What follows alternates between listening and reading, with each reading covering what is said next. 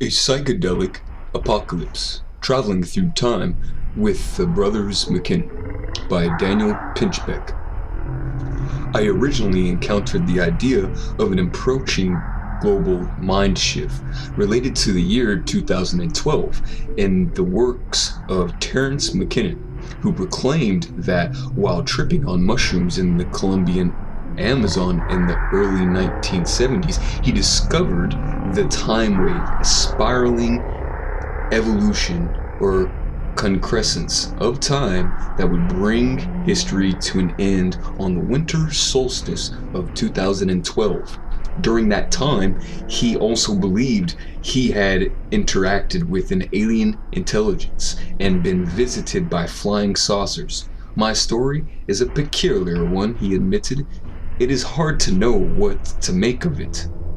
McKinnon sometimes approached this bizarre idea playfully, yet at other times seemed sincerely convinced of his prophetic role. McKinnon was the most loquacious in exploration to appear on the scene since Timothy Leary. Before his death from a brain tumor in 1999, he promoted the idea of an archaic revival, defining a new context for which use of psychedelics among a global counterculture of ravers, hackers, slackers, and futurists. He was capable, or flying saucer, as a foreshadowing of this tool awaiting us at the end of the history that would exteriorize the human soul and interiorize the body, releasing the psychic into the infinite realm of the imagination, a kind of Islamic paradise in which one is free to experience all the pleasures of the flesh, provided one realizes that one is a projection of a holographic solid-state matrix. Exploring the spirit molecule.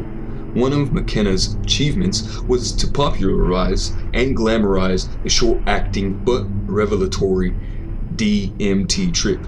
He was fascinated with the rose window topologies, beehives of the dimethyltryptamine flush, that nexus of cheap talk and formal mathematics where wishes become horses and everybody got to ride.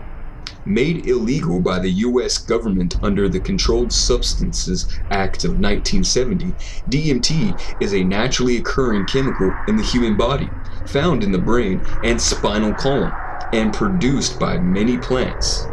The DMT molecule is similar to serotonin and melatonin, tryptamines involved in the modulation of conscious states and rhythms of sleep and dreaming. Dr. Rick Strassman, the researcher who conducted a 1990 study on the effects of DMT through the University of New Mexico, advanced the thesis that DMT could be the spirit molecule linking the physical brain to as of yet unknown domains of the afterlife. A practicing Buddhist, Strassman made this proposition based on an intriguing correspondence between fetal development and Buddhist scripture.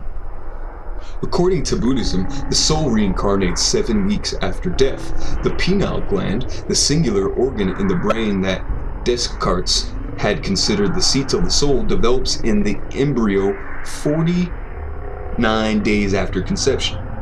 Strassman hypothesized that the pineal gland might act as a receiver for the soul, and that DMT could function as the connecting medium.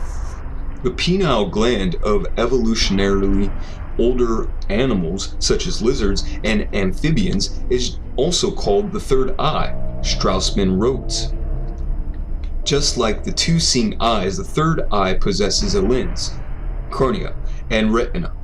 In the event of a cataclysmic shock or at death, the pineal gland might release a flood of DMT into the brain, causing the life review and the intense visionary phenomena reported in numerous near-death experiences.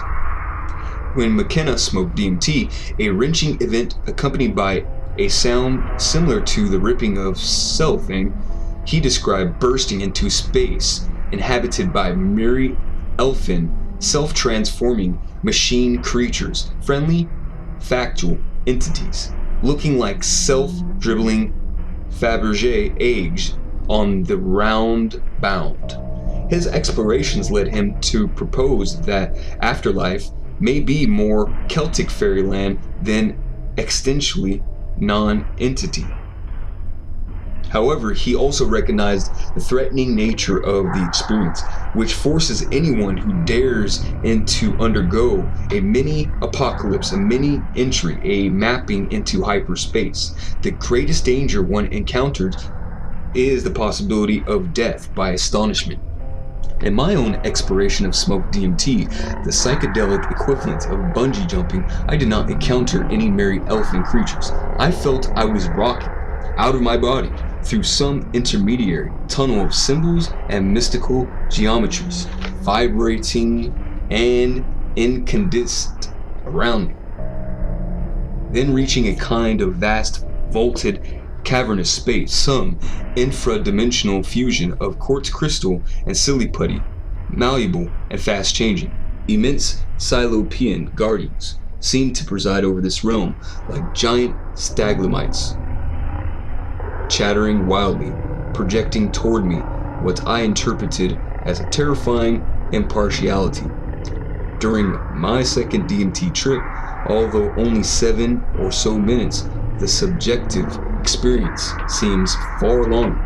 I found myself making alarming insect-like vocalizations, an example of the glossalia-like linguistic phenomenon McKenna explored during tryptamine trance and defense gestures.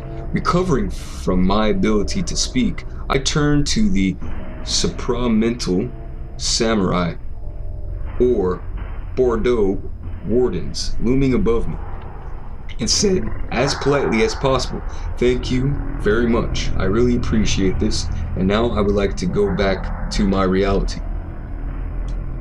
Soon I found myself rematerializing in the musty Haight-Ashbury attic from which I had launched.